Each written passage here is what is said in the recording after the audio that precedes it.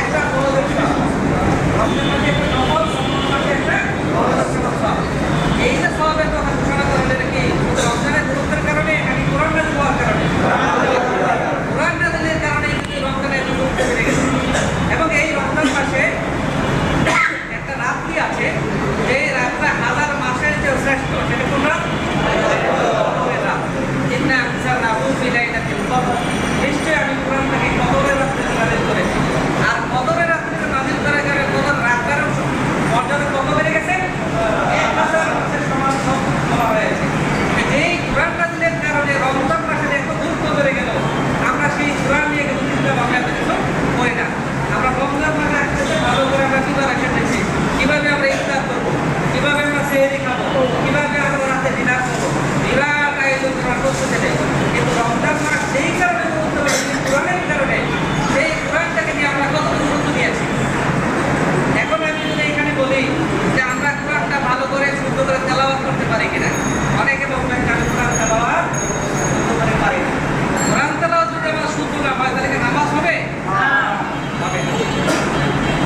তাহলে আমরা কোরআনের কি হক আদায় করতেছি? তাহলে আমাদের কাছে সিদ্ধান্ত নিতে হবে, রমজান মাস কিন্তু আমাদের কাছে বিদায় দিচ্ছে, আমরা একসাথে তাকিয়ে আছি।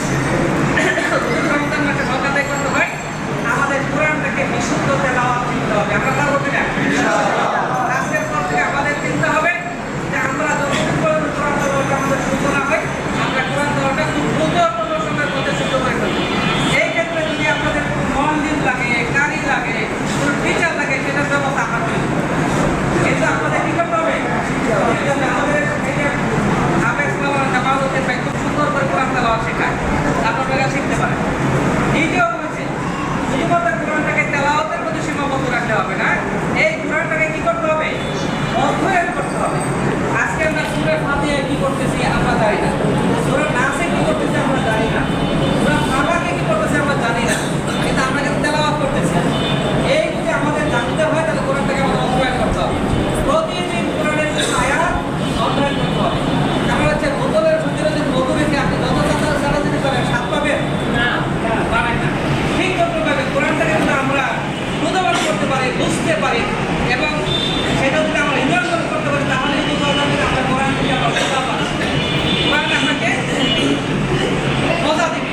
আজকে নামাজের ভিতরে আমাদের মনোযোগ আসে না কেন? কারণ নামাজে আমরা যাতে যাওয়া কিন্তু অর্থ কিন্তু আমরা পারি না, একটা অর্থ আমরা পারি না, দুই শরীর অর্থ আমরা পারি না, দোয়ের অর্থ পারি না।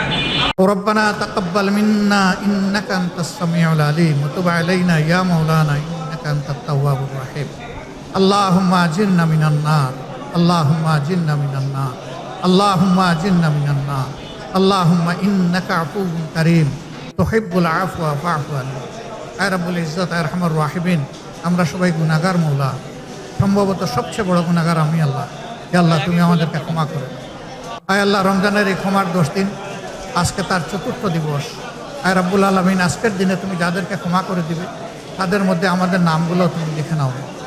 আয় আল্লাহ, চিরজীবনের জন্য আমাদেরকে ক্ষমা করে দাও। আল্লাহ, বিশ্বাস করি আমাদের গুনাহ কথা, আমাদের নাফরমানি পর্বত সমান, কিন্তু তোমার ক্ষমার কোনো সীমা পরিসীমা নেই। এই অসীম আল্লাহর কাছে আমরা হাত তুলেছি। রাব্বুল আলামিন, তুমি আমাদেরকে ক্ষমা করো। আয় আল্লাহ, আমাদের শহীদ পরিবারগুলোকে ক্ষমা করো। আল্লাহ, শহীদদেরকে শাহাদাতের পূর্ণ মর্যাদা দান করো। আহত পঙ্গু ভাইদেরকে, বোনদেরকে তুমি সুস্থতার নিয়ামত এনায়েত করো। ইয়া রাব্বুল আলামিন, ইয়া আরহামার রাহিমিন, তুমি আমাদের দেশের প্রতি রহম করো। আল্লাহ, তুমি শান্তির ফয়সালা নাজিল করো। আল্লাহ, একটি মানবিক বাংলাদেশ আমাদেরকে গড়ে তোলার তৌফিক দান করো। আল্লাহ, জাতীয় ইস্যুতে, জাতীয় স্বার্থে আমাদের পুরা জাতিকে তুমি ঐক্যবদ্ধ করে দাও।